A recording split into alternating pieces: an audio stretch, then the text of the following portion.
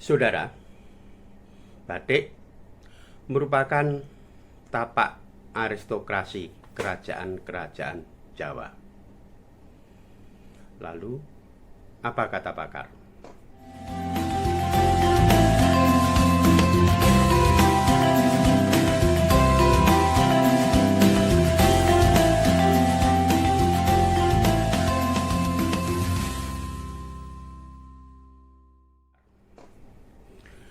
Pengertian istilah batik setidaknya ada 3 macam.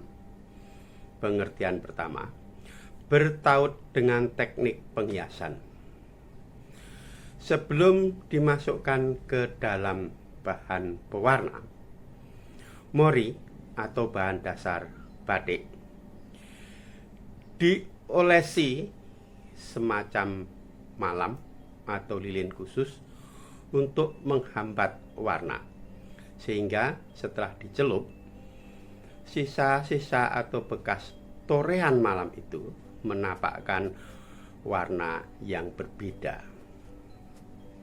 Pengertian yang kedua, batik merupakan ragam hias berikut pola-polanya yang sering muncul atau selalu muncul dalam wastra yang disebut batik. Adapun pengertian ketiga adalah wastra hasil pembuatan dengan teknik celup rintang batik dengan malam, serta wastra dengan ragam hias yang biasa muncul di dalam batik. Bahwa aristokrasi batik tidak perlu dimungkiri dan tidak perlu diperdebatkan. Aristokrat pertama atau aristokrasi pertama muncul dalam pemakaian keseharian. Karena mahalnya harga batik, hanya di lingkup istana atau bangsawan-bangsawan atau orang yang mampu saja yang membelinya dan kemudian memakainya. Mengapa demikian? Teknik pembuatan batik sangat rumit, memerlukan waktu yang lama, dan memerlukan ketelitian, serta pemahaman, pengetahuan, penerapan teknologi seni yang purna. Selembar batik bisa dikerjakan dalam waktu berminggu bahkan berbulan. Selembar atau 2 lembar batik dengan pola ragam hias yang sama, bahkan dikerjakan oleh seniman batik yang sama, meski dalam waktu yang berbeda, tidak akan menghasilkan batik yang sama, terutama dalam rincian atau pernik-pernik atau isian atau isen-isennya yang pasti memiliki perbedaan.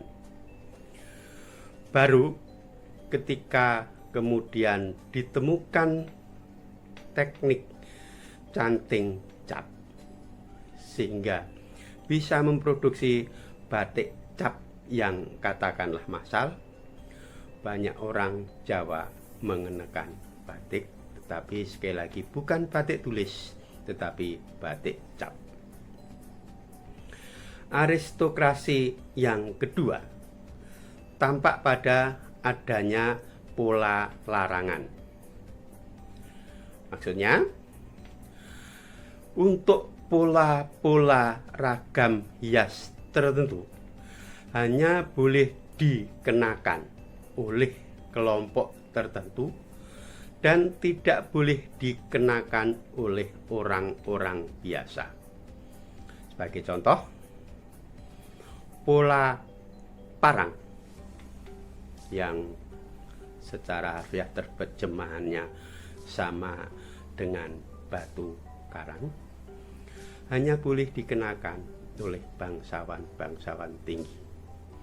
Bahkan di Yogyakarta, parang barong dengan tambahan lar atau grudo atau sawat hanya dikenakan oleh sampeyan dalem.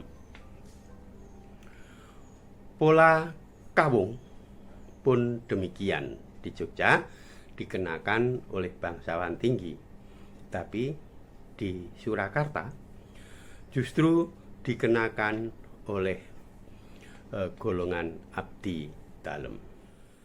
Karena nuansa aristokrasi itulah, maka batik memiliki nilai yang sangat sempurna, nilai seni yang tinggi, dan dengan nilai harga nominal yang tinggi pula, mulai dari pewarnaan, mulai dari teknik pembuatan, dan seterusnya dan seterusnya.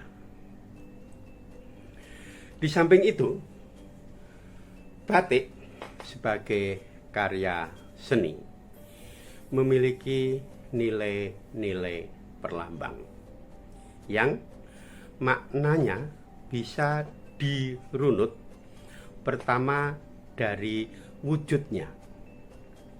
Misalnya, pola semen digunakan untuk upacara daur hidup.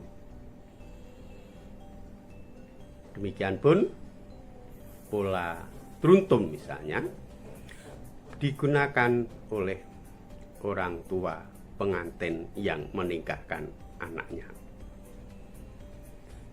Di samping itu, di samping wujud, makna lambang batik juga bisa dirunut dari penamaannya. Misalnya, truntum yang secara harfiah memiliki makna beruntun terus-menerus, diharapkan pengenaan truntum memiliki angsar yang bagus, mendatangkan rezeki yang baik.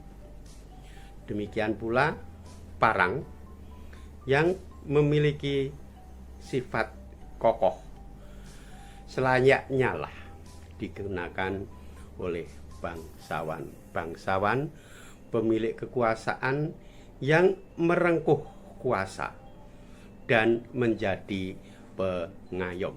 Makna perlambangan batik juga bisa dirunut melalui runtunan atau proses pembuatan yang bisa ditafsirkan sebagai perjalanan psikologis orang Jawa.